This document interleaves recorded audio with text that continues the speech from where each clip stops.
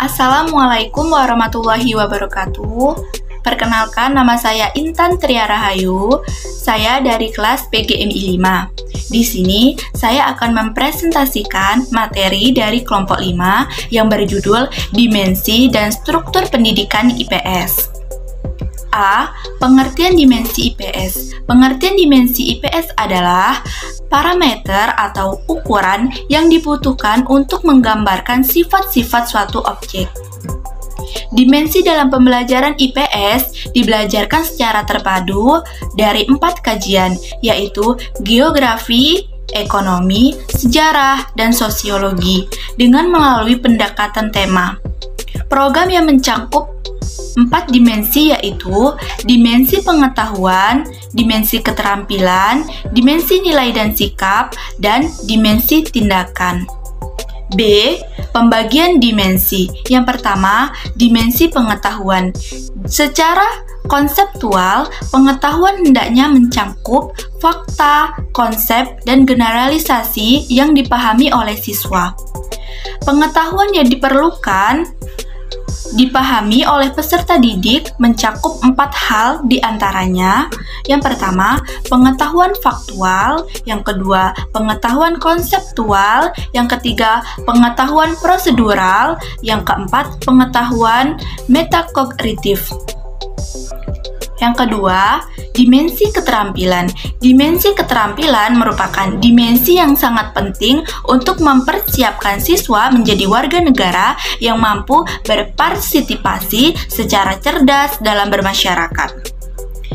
Sejumlah keterampilan yang diperlukan dimensi IPS dalam berproses pembelajaran. Yang pertama, keterampilan meneliti, mengumpulkan, dan mengelola data. Yang kedua, keterampilan berpikir kritis.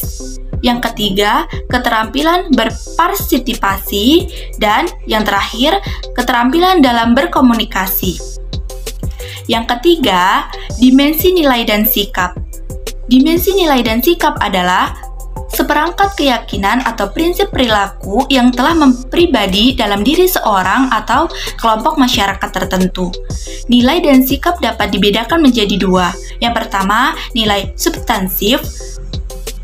Yang kedua, nilai prosedural. 4. Dimensi tindakan. Dimensi tindakan di dimensi IPS yang penting karena tindakan yang memungkinkan siswa menjadi peserta didik yang aktif. Dengan 3 model aktivitas secara berikut. A. Contoh memecahkan sebuah masalah seperti organisasi. B. Berkomunikasi dengan anggota masyarakat. C. Berkomunikasi dengan anggota masyarakat. C. Struktur pendidikan IPS.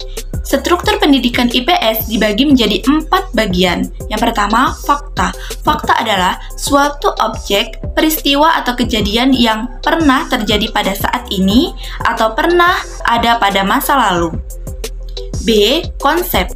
Konsep adalah ide abstrak yang dapat digunakan untuk menggunakan klasifikasi atau pengelolaan yang pada umumnya dinyatakan dengan istilah atau rangkaian kata.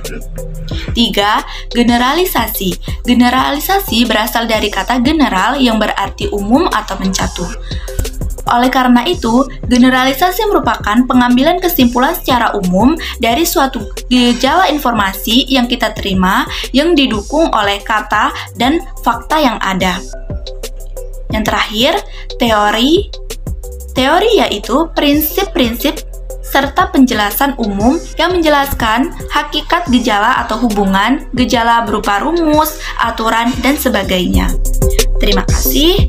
Wassalamualaikum warahmatullahi wabarakatuh.